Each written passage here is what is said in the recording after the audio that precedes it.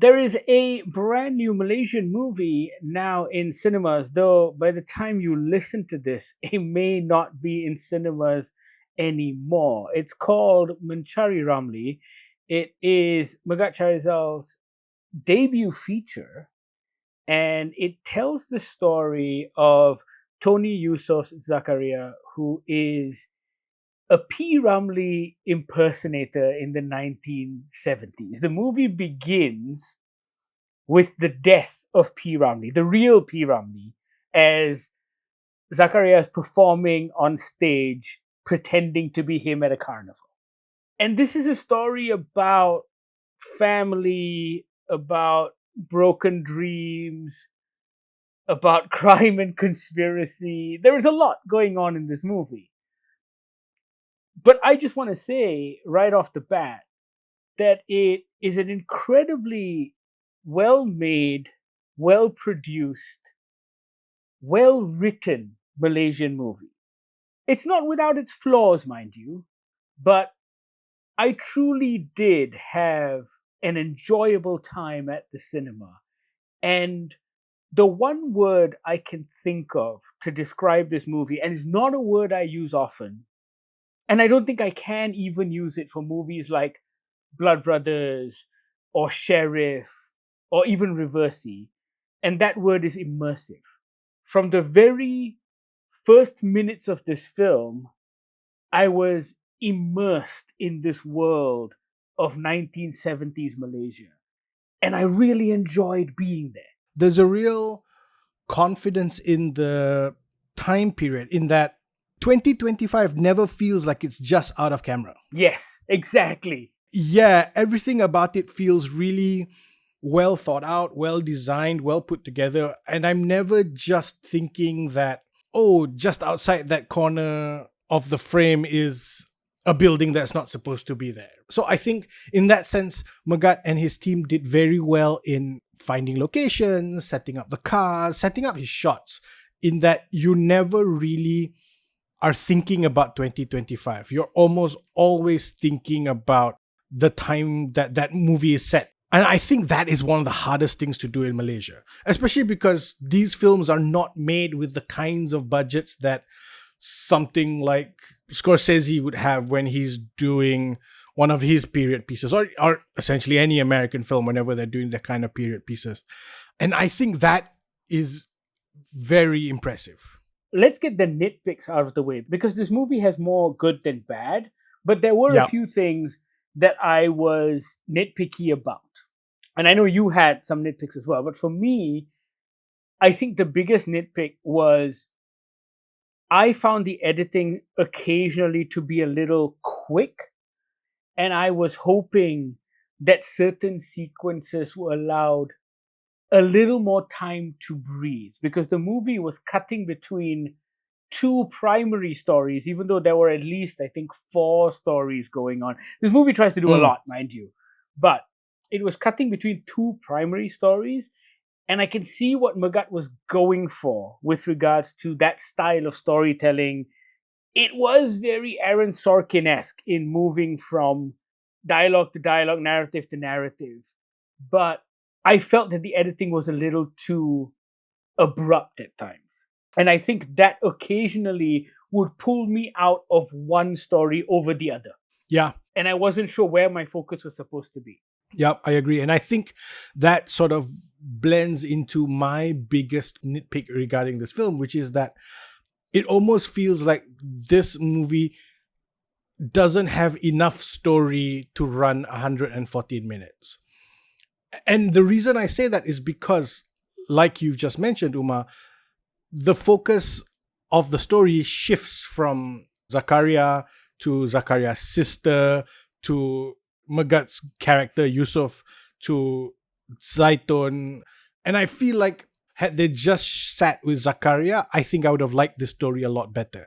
Which is why I feel like they almost didn't have enough story for Zakaria to run the entire 114 minutes. That's my only nitpick. I still do very much enjoy the film. However, I wish we had stayed with Zakaria's story a little more, because there's stuff that happens later in the film that feels a little out of left field. Not in a bad way, just in an underdeveloped sort of way.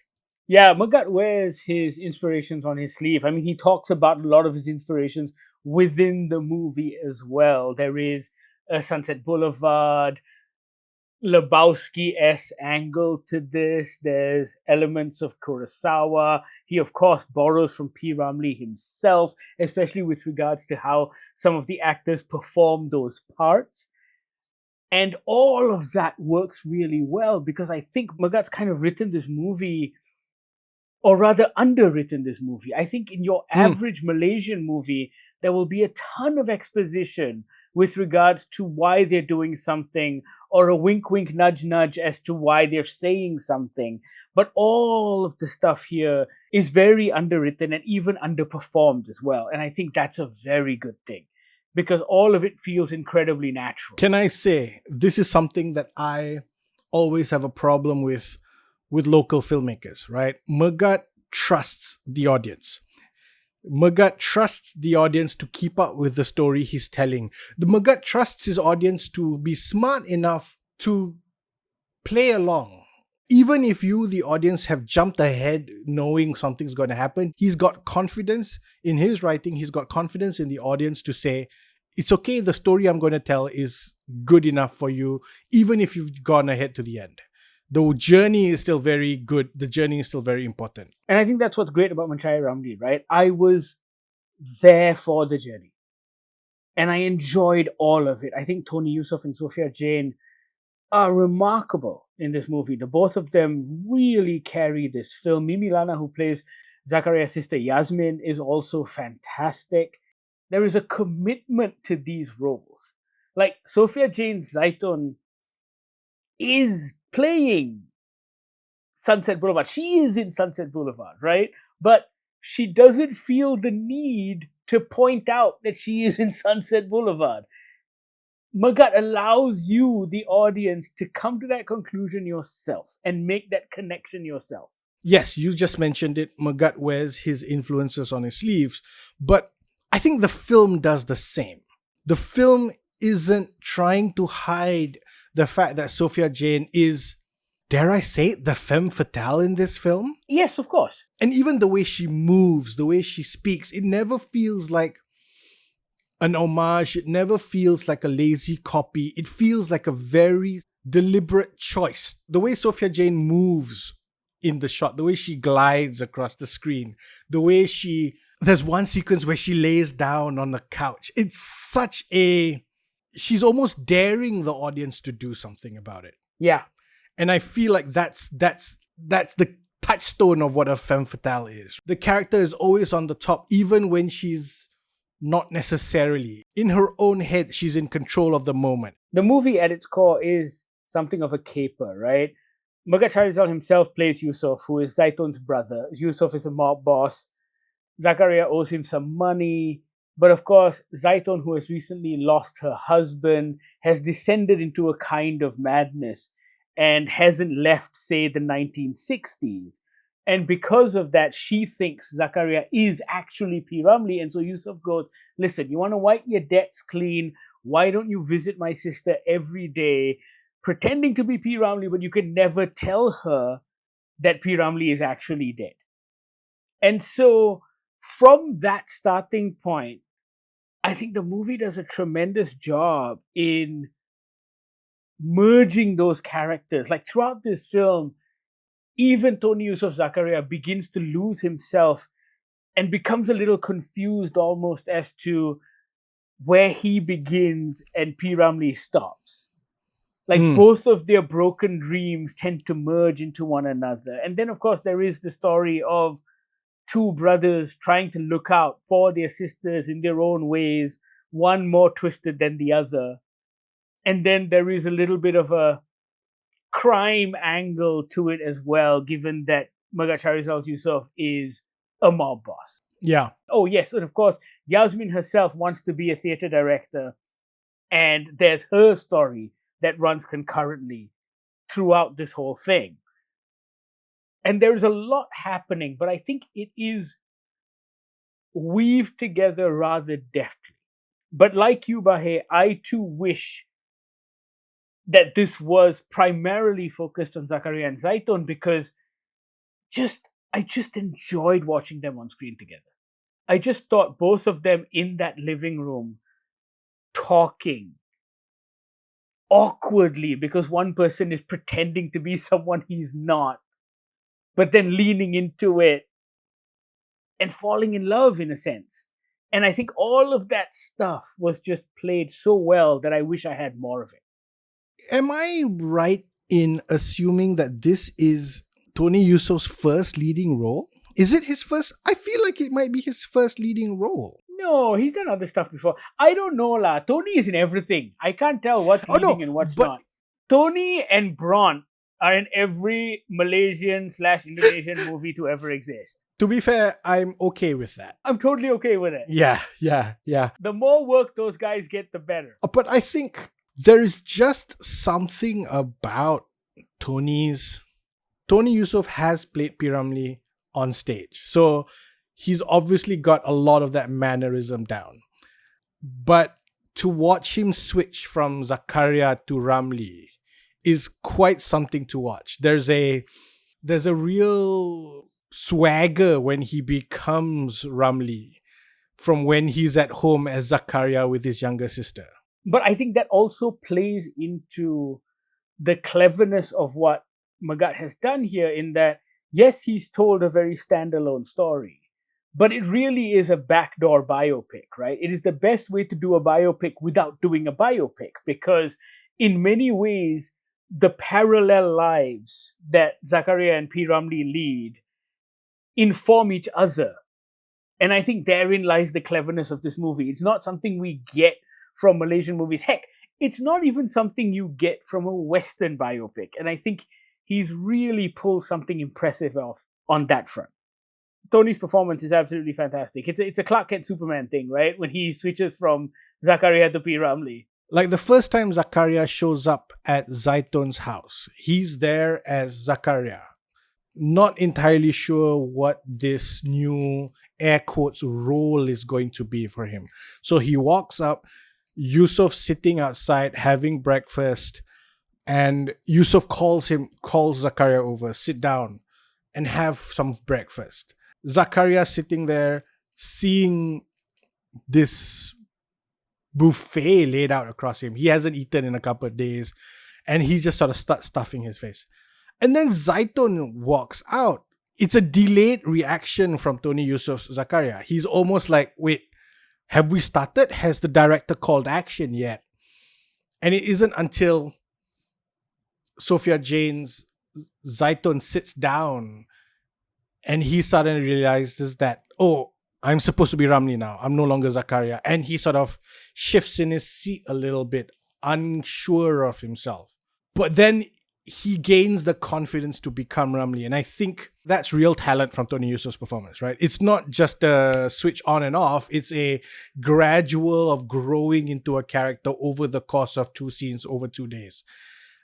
I thought that was brilliant. I know we said we'd get the nitpicks over with, but the more I think about it, the more I just want to see Zakaria and Zaiton in the room together. I do. You know? Yeah. This goes back to that nitpick I have about most Malaysian films, which is you can do the car chases, the explosions, the fight sequences, but can you shoot 2 people in a room talking? And Megat can shoot 2 people in a room talking. To be fair, I'm not downplaying Megat here. To be fair, he's got 2 of probably the best actors in Malaysia right now in Tony Yusuf, playing a character that he's played for so many times already against Sophia Jane, who's playing this femme fatale Zaiton. It is beautiful to watch. You know what the other beautiful thing is? Sure. Pita Hati's music, motherfucker. Pita Hati, look, Megat, I don't know if you're going to be listening to this, and I have your phone number, so I'll probably reach out to you later. And make you listen to it. And make you listen to it. But Pita Hati needs to release the soundtrack. Yes. When the credits I rolled, love this soundtrack. And it went music by Pita Hati, I was already sitting up in my seat. Yes. I'm like, okay, we're going to have a fun time in the cinema. Yeah. Yeah. And I thought it really set a great mood to the film, just leaning into that 70s vibe, right? Yes, you're correct. However, it never feels stuck in time. Yeah, there was a modernness to it. There's a modernness to it that Peter Hati added that made it feel not familiar but comfortable, right? Like 70s music, a lot of these new bands who are sort of trying to live in that can be a little self-indulgent at times. Whereas Peter Hati's versions of what a 70s Peter Hati song sounds like feels rooted still in 2025. And I really like that. Listen, Lamagat, limited run vinyl. Maybe 1,000 presses. I'm sure we can sell it for you. It's a great soundtrack. Yeah, I might know people who can print that. We have the internet. I'm sure we can source some people. But no, I think the biggest crime in Malaysian cinema in 2025 will be the fact that Mencari Ramlee is being released at this time. I think it's just bad timing. I think to go up against How to Train Your Dragon, F1, and Megan 2.0 is definitely an error. But I think the biggest crime is that it might only be in cinema for less than a week. And I think that's terrible because this is a movie that is definitely worth watching on the big screen. It is beautifully produced. It looks wonderful. The production design is great. Megat does some great stuff with the lighting, especially given those sequences where it's just two people talking. I'm sorry, we didn't mention it before, but Mimi Lana is absolutely fantastic as Yasmin. Or have I already said that? Anyway, yes. Mimi Lana is great. And there are these wonderful sequences, short sequences, whether they're in the kitchen or in the bedroom. And there is such a sexy, cool vibe to the way that sequence looks that I wanted to stay there, like in that sequence. It just looks great. It's a real shame, yeah. But if you happen to listen to this podcast before Mencari Ramlee gets taken off the cinemas, just book your tickets right away. Book your tickets right away and go and watch it. I am sure there will be some online streaming release somewhere, who knows, Netflix, Astro, whatever, at some point, maybe. But we strongly urge you to go and check this out on the big screen in cinemas. It is definitely worth your time. It is a beautifully made movie, and it's clearly a passion project on the part of everyone involved because they've given it their all. So go check out Mencari Ramlee while you still can. It's definitely worth your time. You know what to do. Once you've seen it, reach out, talk to us about it. We're on Instagram on GogglerMY. You can also email us on podcast@goggler.my or send us a WhatsApp on the Goggler hotline, 012-524-5208. Thank you so much for listening. This is the Goggler Podcast.